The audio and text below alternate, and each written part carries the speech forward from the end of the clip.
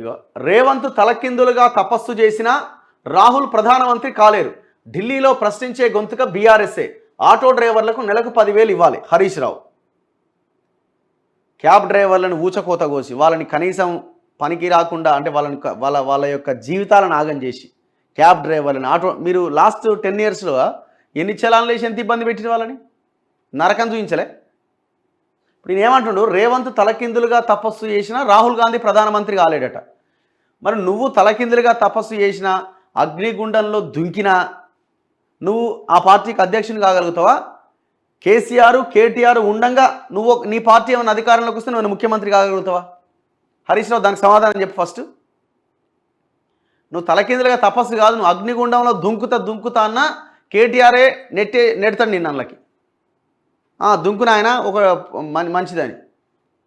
నువ్వు అట్లా దుంకినా నువ్వేమైనా కాగలుగుతావా నీ పార్టీలో? ఎంతసేపు నీ మామకి ఊడిగం చేసుడు తప్ప, బానిసగిరి చేసుడు తప్ప, భజన చేసుడు తప్ప, మామని భుజాల మీద ఎత్తుకున్నాడు తప్ప నీ నీ నీ కష్టం వల్ల ఏమన్నా నువ్వు మహా అయితే అధికారంలోకి వస్తే మంత్రి అవుతావేమో, అంతకుమించి ఏమన్నా అవుతావా?